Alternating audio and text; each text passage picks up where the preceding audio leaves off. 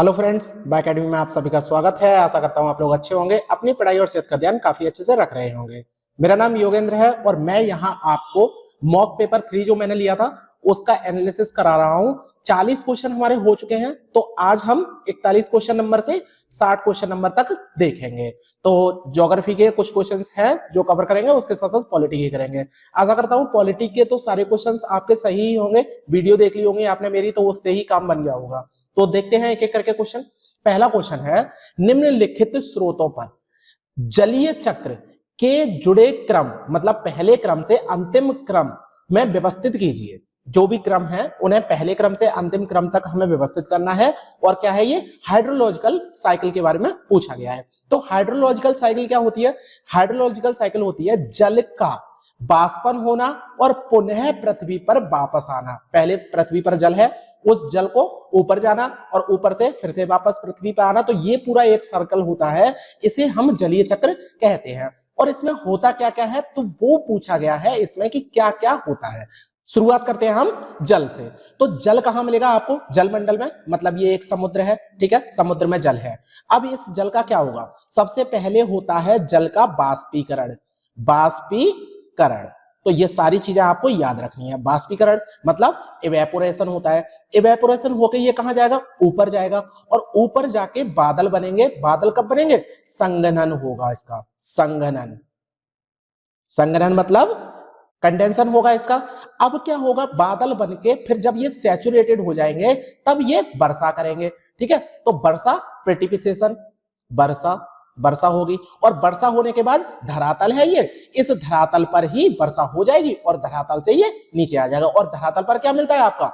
वनस्पति मिलती है। तो ऐसे एक चक्र चलता है, यही पूछा गया है। तो शुरुआत कहां से होती है? जलमंडल से शुरुआत होगी, जहां से जल जाएगा। तो पहला ही है आपका, ये पहला ही जलमंडल हो जाएगा। उसके बाद वायुमंडल में जाएगा, वायुमंडल में, उसके बाद स्थलमंडल पे आएगा और स्थलमंडल से जीवों को प्राप्त होगा। जीवों के बाद फिर से ये जमीन पे आ जाएगा और जल से बाष्पीकरण होगा या बाष्पोत्सर्जन होगा, ठीक है। दोनों शब्दों को आपको याद रखना है, बाष्पीकरण या बाष्पोत्सर्जन, दोनों चीजें होती हैं। उसके बाद फिर से ऊपर जाएगा, फिर से बारिश होगी। तो इस तरह का चक्र चलता है, ठीक है। तो ये तो हो ही नहीं सकता जीव मंडल से जलमंडल में जाएगा, जलमंडल से स्थलमंडल में जाएगा, ये नहीं हो सकता ना। और अगर इसे देखें, स्थलमंडल से वायुमंडल में जाएगा और वायुमंडल से जीव मंडल में जाएगा, जीव मंडल से जलमंडल में जाएगा, ये भी उल्टा है। इसके बाद वायुमंडल से जीव मंडल में जाएगा, जीव मंडल से जलमंडल में जाएगा, उल्टा हो गया, ठीक है। तो ये चीजें गलत हैं तीनों, केवल एक ही है डी ऑप्शन जो आपका सही है। समझ में आया? अगले क्वेश्चन पे चलते हैं। अगला क्वेश्चन क्या कह रहा है? बरखान।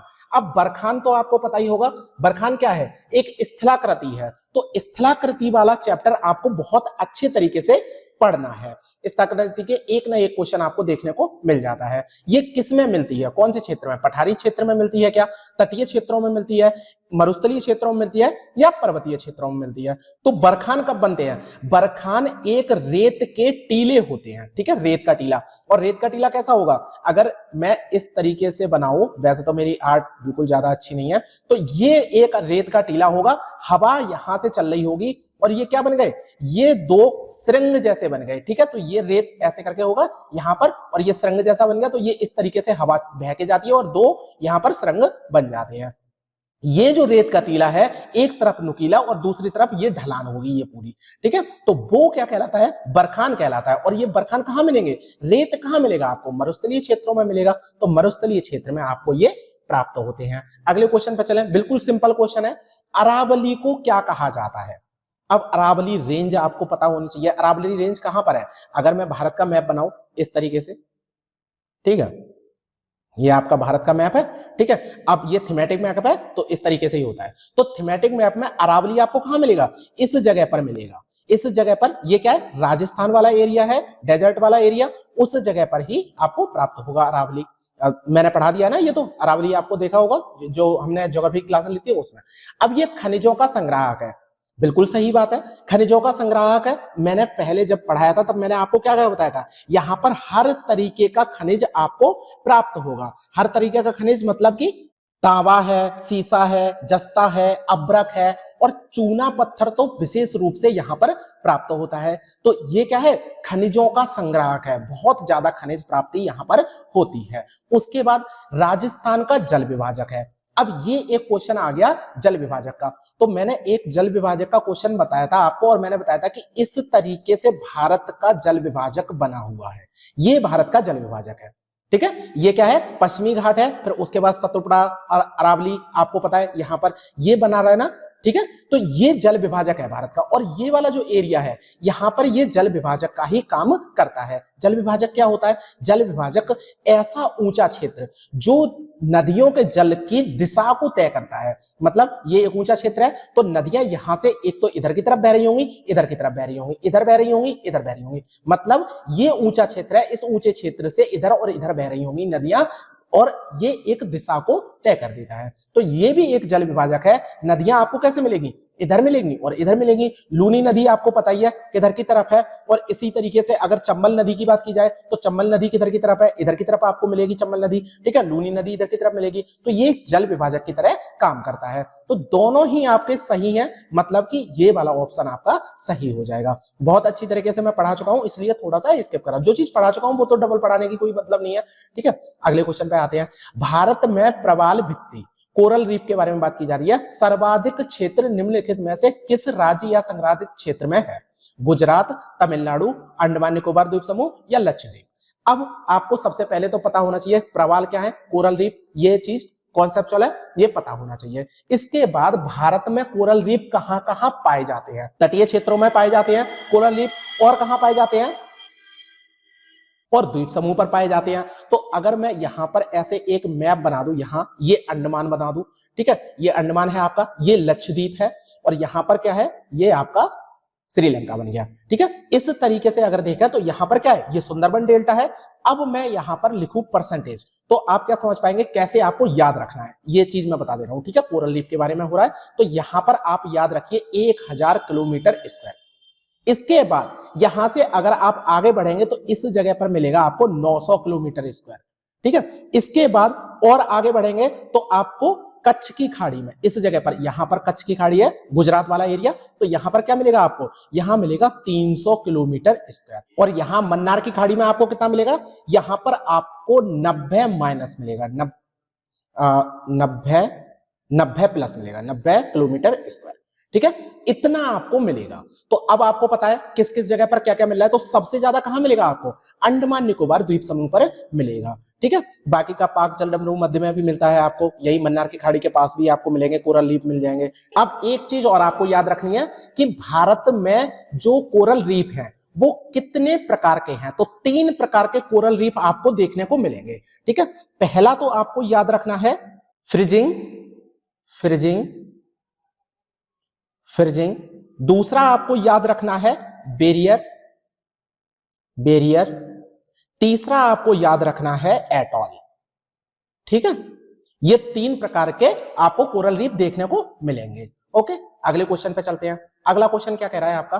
केंद्रीय शिखर या गुम्मद जैसी संरचना से धाराएं अलग अलग दिशाओं में प्रभावित होने की कौन सा अपवाह प्रतिरूप मिलता है? अब यहां पर अपवाह के प्रतिरूप आपको पता होने चाहिए कि अगर कोई एक नदी है, वो नदी बह रही है अपनी वितरिकाओं के साथ, तो किस प्रकार के अपवाह प्रतिरूप हमें देखने को मिलते हैं? एक एक करके हम बात करेंगे अपवाह प्रतिरूप पर।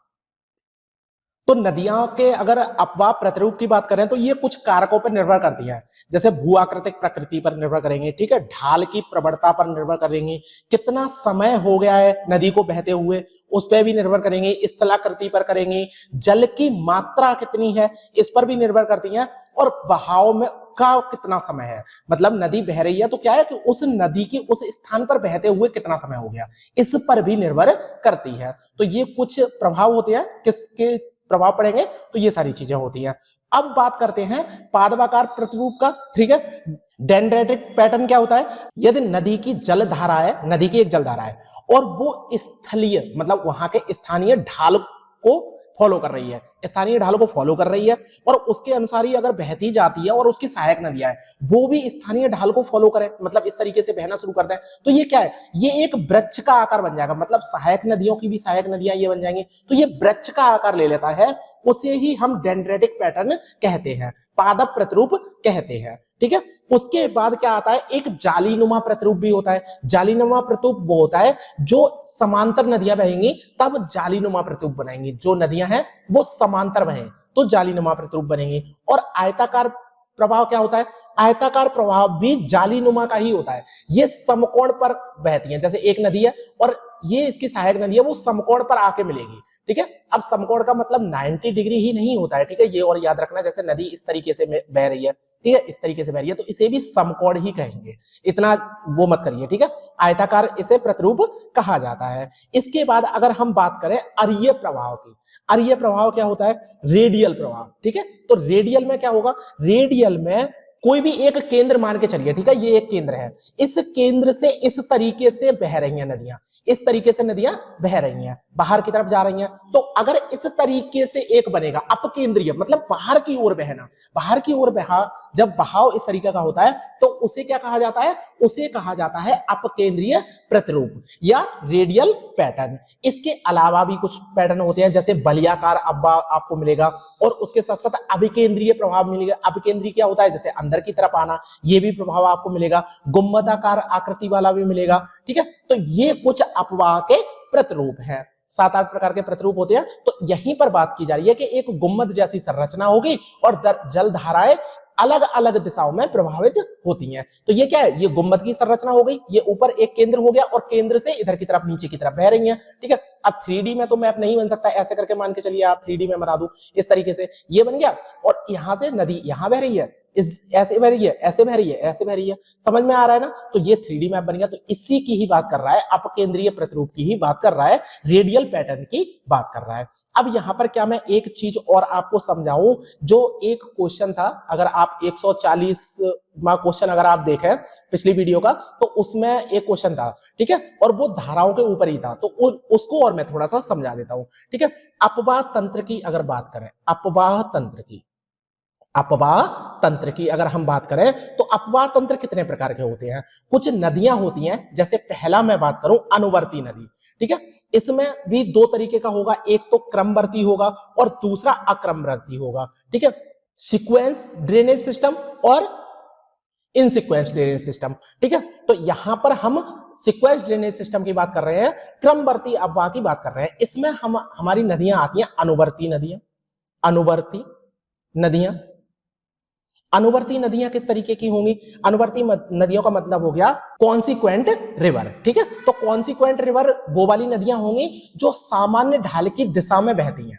ठीक है, सामान्य ढाल की दिशा में बहती हैं, सामान्य ढाल की दिशा में बहती हैं। क्वेश्चन बहुत बार आ चुका है, इस वजह से बहुत अच्छी तरीके से याद रखना। ठीक है, कि दिशा में बहाव, अब यहीं पर सारा खेल चलता है। ठीक है, प्रायद्वीपीय भारत की अगर हम बात करें तो अधिकांश नदियां हैं वो सामान्य ढाल की दिशा में ही बहती हैं, जैसे गोदावरी है। अब एग्जांपल ही आपको याद रखने हैं, इसी तरीके से आता है कि गोदावरी किस प्रकार की नदी है, तो गोदावरी, गोदावरी, इसके बाद कृष्णा, इसके बाद कावेरी, ये नदियां हैं जो अनुवर्ती नदियों के रूप में मिलेंगी। इनका उद्गम कब होगा, इनका उद्गम उसी समय हो गया होगा जब वो स्थान बना होगा। ठीक है, तो ये भी आपको इसके बारे में पता रहना चाहिए। अनुवर्ती नदियां कौन सी नदियां होती हैं, जो नदियां उद्गम कब होगा, क्षेत्रीय धरातल के ढाल के अनुरूप ही बहना शुरू कर दे, उन्हें हम क्या कहेंगे, अनुवर्ती नदियां कहेंगे। दूसरी होती हैं परवर्ती नदियां, परवर्ती नदियां, परवर्ती नदियां, परवर्ती नदियां क्या होती हैं, ये अनुवर्ती नदियों पर ही समकोण पर मिलती हैं। ठीक है, अनुवर्ती नदियां होंगी, अनुवर्ती नदी, अनुवर्ती नदी से समकोण पर मिलती हैं, समकोण पर मिलती हैं, इन्हें कहेंगे परवर्ती नदियां। जैसे सिंध है, सिंध, सिंध किसकी सहायक नदी है, बेतवा। उसके बाद अगर मैं बात करूं सोन, एक बात करूं मैं चंबल, और मैं यमुना की बात करूं, यमुना, ये क्या है, ये परवर्ती नदियां हैं। ठीक है, ये अनुवर्ती नदी पर समकोण पर मिलती हैं। ठीक है, तो ये आपको याद रहना चाहिए। अगर इसके बाद मैं बात करूं इनसिक्वेंट की, तो इनसिक्वेंट में कौन सी आएंगी, इनसिक्वेंट में भी दो तरह की नदियां आएंगी। एक तो आएंगी पूर्ववर्ती नदियां। ठीक है, पूर्ववर्ती नदियां, यहां पर इनसिक्वेंट में भी पहला पॉइंट पूर्ववर्ती नदियां, पूर्ववर्ती नदियां। अब ये क्या होंगी, ये नदियां हिमालय के निर्माण से पहले ही बहना शुरू कर दी थी। ठीक है, हिमालय का निर्माण हो रहा है। अब देखिए हिमालय का निर्माण, अभी हिमालय का निर्माण कैसा हो रहा है, नवीन वलित पर्वत है, और नवीन वलित पर्वत बनने से पहले क्या था, वहां पर क्या था, वहां पर ट्रांस हिमालय हमें देखने को मिलता है। तो जब ट्रांस हिमालय बना था, तब ट्रांस हिमालय से ही वो नदियां बहना स्टार्ट हो गई थी। तो इनका निर्माण कब हो गया था, हिमालय के निर्माण से पहले ही, हिमालय के निर्माण से पहले ही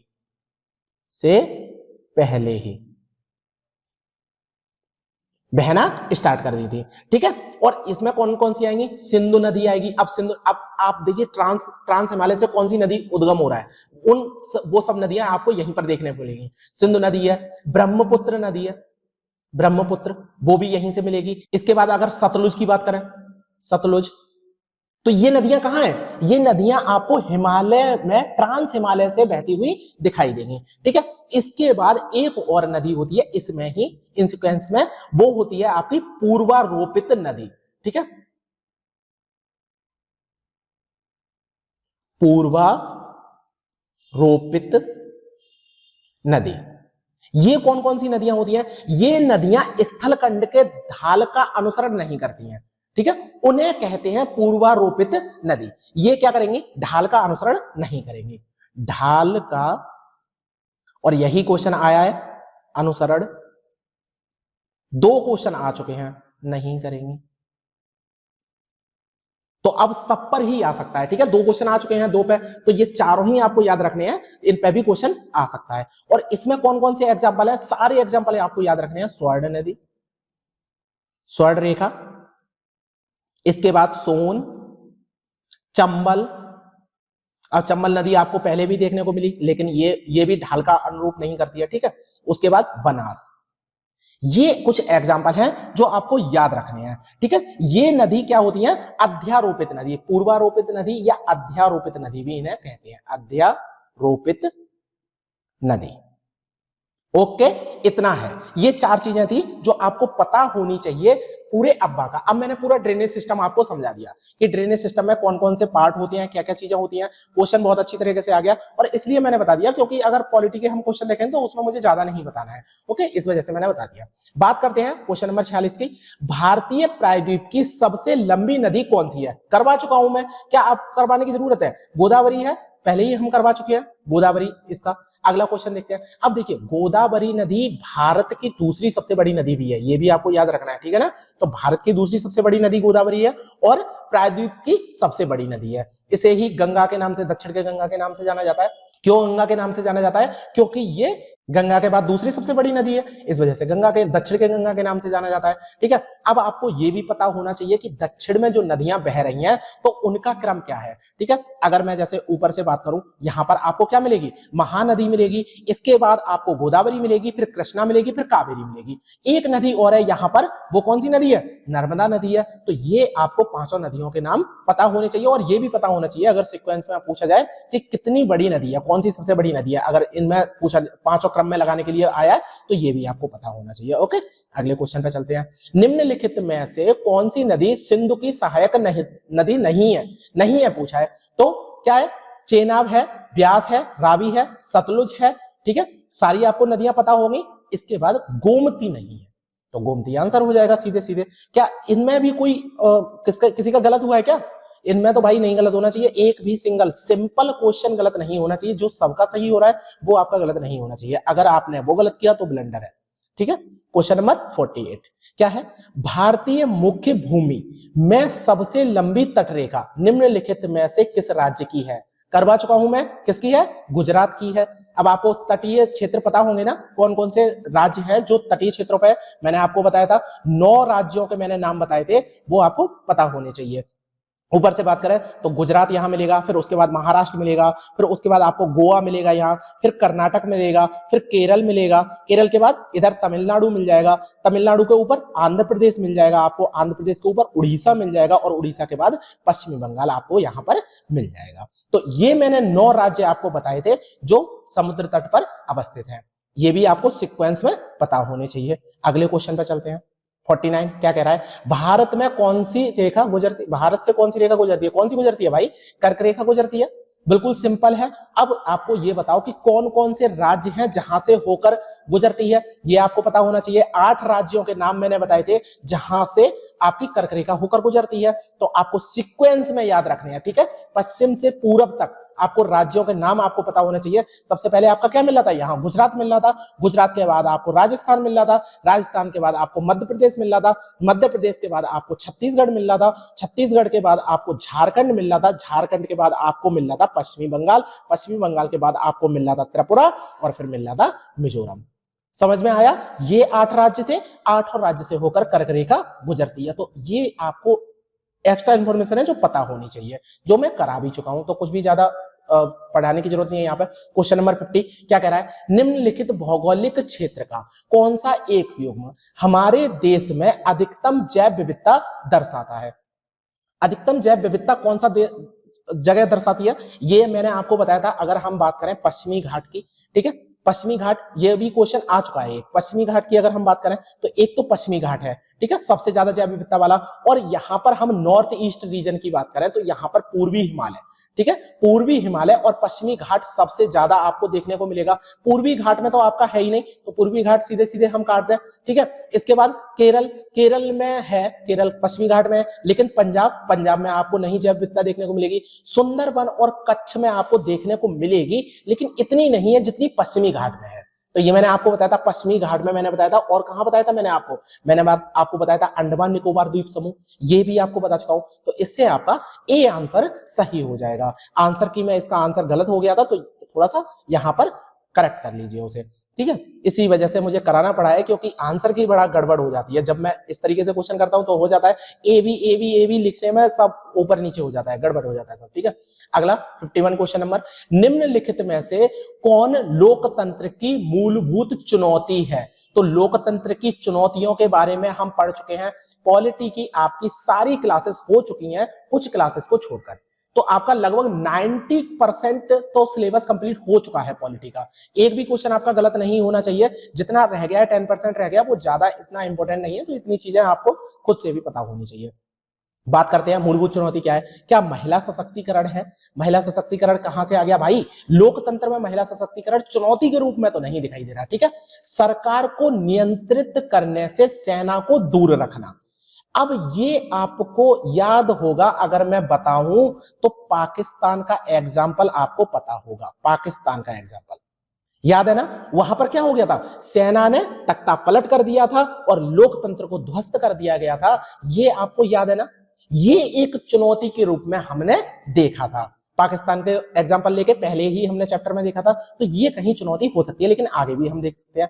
स्थानीय सरकारों को अधिक शक्ति सुनिश्चित करना। स्थानीय सरकारों का लोकतंत्र से क्या मतलब है, लोकतंत्र से तो कोई मतलब नहीं है ना। मतलब सरकार का स्वरूप कैसा है, सरकार का स्वरूप लोकतंत्र डिसाइड नहीं करता। लोकतंत्र क्या करता है, लोकतंत्र सीधे सीधे ये कहता है कि जो सत्ता का स्वरूप है, वो सत्ता का स्वरूप लोगों के द्वारा बनना चाहिए, लोगों के पास शक्ति होनी चाहिए, और लोग कैसा सरकार का स्वरूप बना रहे हैं उससे फर्क नहीं पड़ता है। बस शक्ति किसके हाथ में होनी चाहिए, लोगों के हाथ में होनी चाहिए। तो ये तो चुनौती के रूप में हमें नहीं दिखाई दे रहा है, ठीक है। पहला भी हमें दिखाई नहीं दे रहा, तीसरा भी नहीं दिखाई दे रहा। अल्पसंख्यक समूहों को सशक्त बनाना।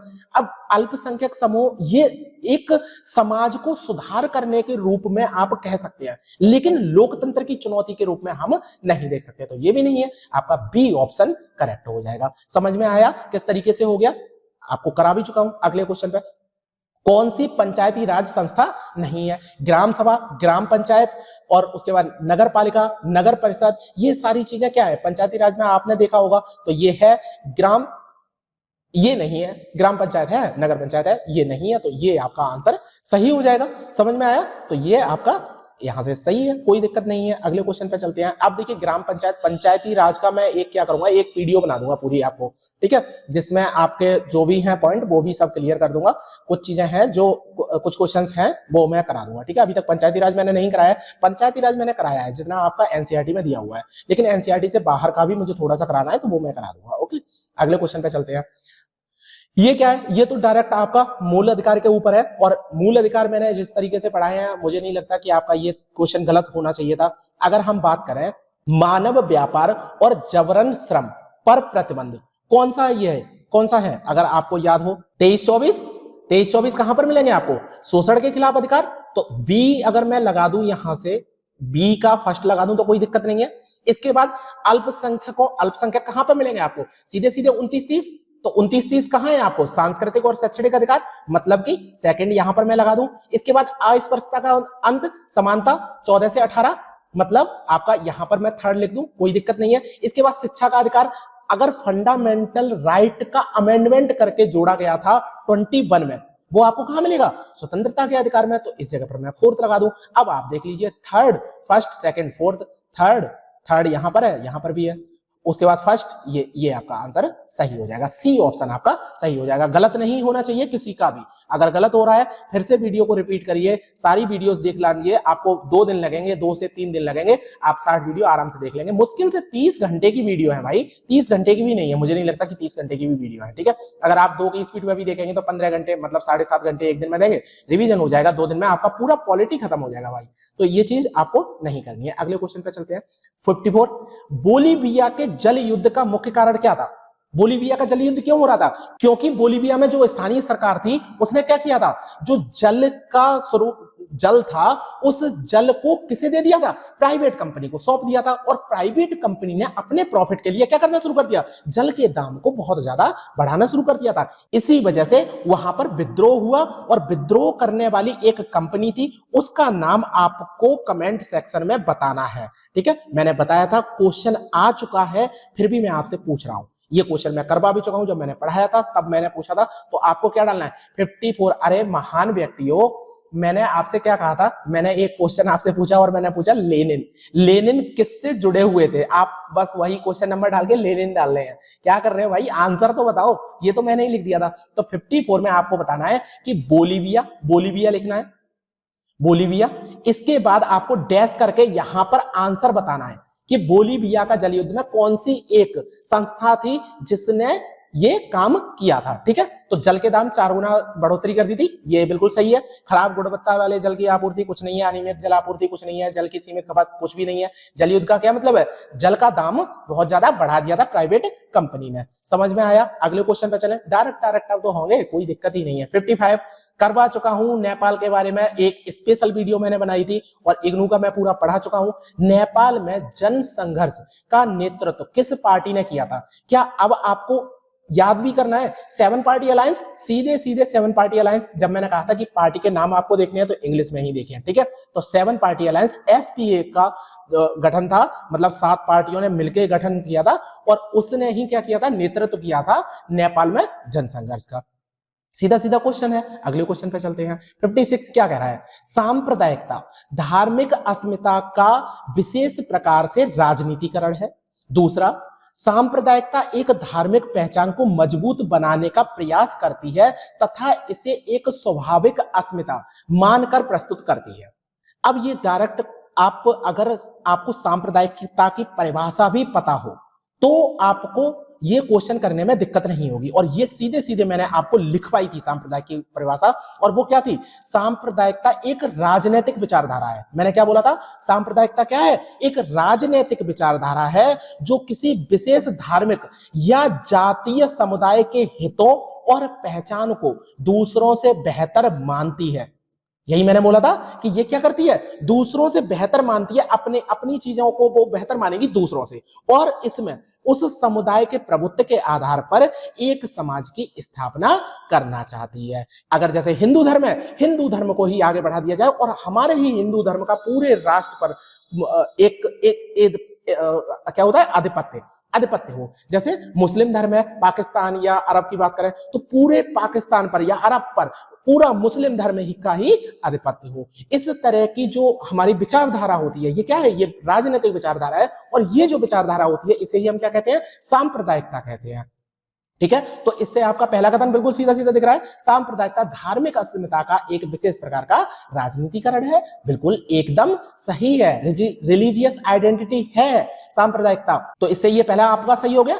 इसके बाद अगर हम बात करें, सांप्रदायिकता इस धार्मिक पहचान को मजबूत बनाने का प्रयास करती है। बिल्कुल सही, धार्मिक पहचान को मजबूत बनाने का प्रयास करती है। वो कोशिश करती है कि अन्य धर्मों से हमारा जो पहचान है वो मजबूत बने, अन्य धर्मों की अपेक्षा हम ऊपर उठें, तथा इसे पर स्वाभाविक अस्मिता मानकर प्रस्तुत करती है। बिल्कुल एकदम सीधे सीधे बोलती है कि ये तो स्वाभाविक है, जो कार्य हो रहा है वो स्वाभाविक है। समझ में आया? दोनों ही कथन आपको सही दिख रहे हैं, ए और बी दोनों सही है। अगर आपने अच्छी तरीके से लेक्चर देखा होगा, इसीलिए तो मैं कहता हूं कि थोड़ा सा ध्यान से देखिए। आप क्या करते हैं, 2 की स्पीड पे पहली बार देख रहे हैं लेक्चर, 2 की स्पीड पे देखिए भाई निकल गए हम, तो क्या कर रहे हैं, अब हम पढ़ा रहे हैं, कोई दिक्कत ही नहीं है। समझ में आया ना? तो अगले क्वेश्चन में चलते हैं 57। पर आधारित सामाजिक विभाजन भारत के लिए विशिष्ट है। सीधी सीधी लाइन थी, सीधी सीधी लाइन एनसीईआरटी की पूछ ली गई है। जातिगत पहचान पर आधारित सामाजिक विभाजन भारत के लिए विशिष्ट है।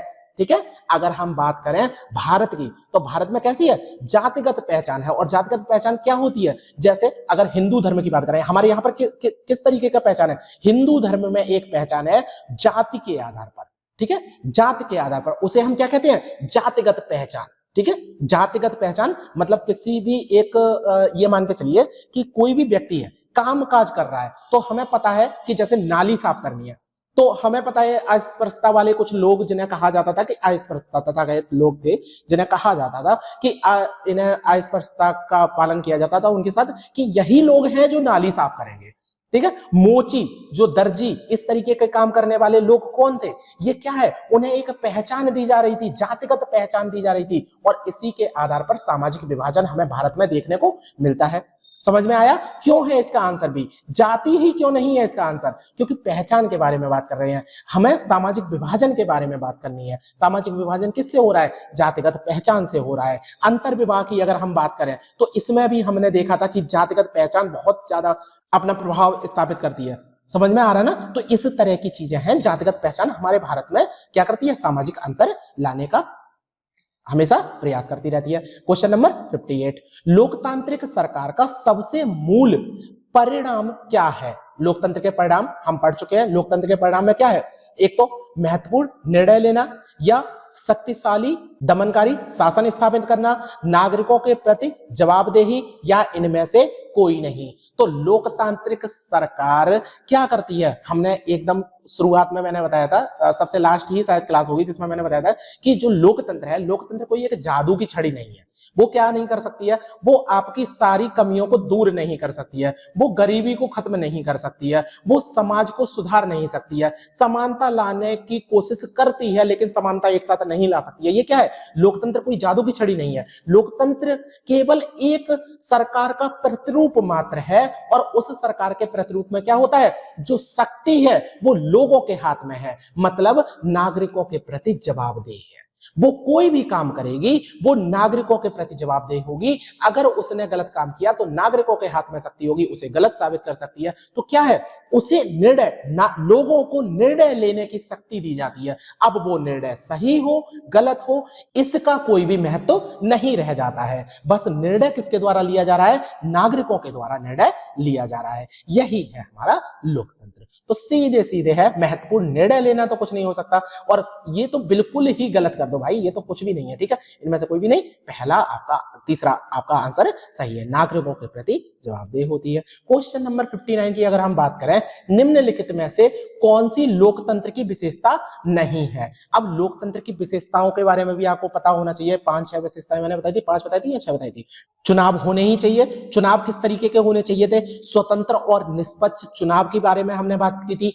एक व्यक्ति एक वोट के बारे में हमने बात की थी। और जो चुना हुआ नेता है, मतलब क्या था कि चुनाव में चुनने का भी अधिकार हो और उसके साथ साथ चुने जाने का भी अधिकार हो। मतलब आप उम्मीदवार भी बन सकते हैं, कोई भी व्यक्ति है वो उम्मीदवार भी बन सकता है, और हर एक व्यक्ति को चुनाव मतलब वोट डालने का अधिकार होना चाहिए। इस तरह की बातें हमने की थी, मतलब ये लोकतंत्र की विशेषता है। दूसरा, विधि नियम संविधान के बारे में हमने बात की थी। लोकतंत्र में एक संविधान होना चाहिए, मतलब कि जो कानून है वो लिखे हुए होने चाहिए, जिससे कोई भी उनके पालन करने से हटे नहीं। अगर वो पालन करने से हटता है, मतलब एक सरकार है वो नियमों का पालन नहीं कर रही है, तो उसके लिए क्या होना चाहिए, एक स्वतंत्र न्यायपालिका होनी चाहिए, जो इस तरह की चीजों को देखेगी कि संविधान के अनुरूप सरकार चल रही है या नहीं चल रही है। अगर नहीं चलती है तो वो सरकार को फटकारेगी कि आपको इस तरीके का काम नहीं करना चाहिए। अगर कोई भी सरकार विधि बनाती है, नियम बनाती है और वो संविधान के खिलाफ है, तो न्यायपालिका उसमें हस्तक्षेप करेगी और उसे क्या कर देगी, नल एंड वॉइल कर देगी। ठीक है, तो आपको समझ में आ गया। अगला बात करते हैं किसी विशेष धर्म को प्राथमिकता। ये तो लोकतंत्र में होना ही नहीं चाहिए। मतलब हमारा देश क्या है, धर्मनिरपेक्ष है, पंथ निरपेक्ष है, तो ये तो हो ही नहीं सकता है। बिल्कुल एकदम क्लियर है। आगे बात करते हैं क्वेश्चन नंबर 60 और आज की क्लास का अंतिम क्वेश्चन। निम्न में से किसका उल्लेख भारतीय संविधान के अनुच्छेद 21 में किया गया है? अनुच्छेद 21 क्या है? सीधे सीधे जीवन और व्यक्तिगत स्वतंत्रता का संरक्षण। सीधे सीधे आपको याद है ना, जीवन और व्यक्तिगत स्वतंत्रता बताया था मैंने। इसके बाद विधि द्वारा स्थापित प्रक्रिया के अनुसार किसी भी व्यक्ति को उसके जीवन या व्यक्तिगत स्वतंत्रता से वंचित नहीं किया जाएगा। यही मैंने बताया था ना, विधि द्वारा स्थापित प्रक्रिया के अनुसार। विधि में कोई प्रक्रिया है उसके अनुसार, तो कहां है यहां विधि द्वारा स्थापित प्रक्रिया। अब विधि का शासन आपको कहां मिलेगा? विधि का शासन आपको याद है, आर्टिकल 14 आपको याद है क्या? आर्टिकल 14 विधि का शासन, ठीक है। अब मैं ये क्या रिपीट करवाऊं, ठीक है, ये आपको याद ही होगा। विधि की उचित प्रक्रिया, ये तो भैया अमेरिका का है, अमेरिका का, ठीक है। और विधि के समक्ष समानता, ये क्या है? ये आपके मैंने रूल ऑफ लॉ बताया था, किसका था? डायसी का रूल ऑफ लॉ। 3 लॉ थे उनके, याद है ना आपको? 3 लॉ थे। मनमानी शक्ति का अभाव होना चाहिए, उसके साथ विधि के समक्ष समानता होनी चाहिए और व्यक्ति के अधिकारों की प्रधानता होनी चाहिए। 3 मैंने लॉ बताए थे, तो ये भी मैं आपको पढ़ा चुका हूं। जबकि आर्टिकल 21 में तो आपको विधि द्वारा स्थापित प्रक्रिया के अनुसार किसी भी व्यक्ति को जीवन और व्यक्तिगत स्वतंत्रता से वंचित नहीं किया जाएगा। ये आपका सही है, प्रोसीजर एस्टेब्लिश्ड बाय लॉ। समझ में आया? तो सी ऑप्शन आपका सही है। 60 क्वेश्चन आपके हो चुके हैं। बाकी के जो 40 क्वेश्चन है अगली 2 वीडियो में हम कवर करने की कोशिश करेंगे। वीडियो कैसी लग रही है कमेंट सेक्शन में हमें बताइए और अपने रिव्यू जरूर दीजिए, क्योंकि रिव्यू हमारे लिए अमूल्य है। अगर रिव्यू देते हैं तो हमें ऊर्जा मिलती है आगे काम करने के लिए, ब्ला ब्ला ब्ला। ओके, तो ठीक है। Thank you very much.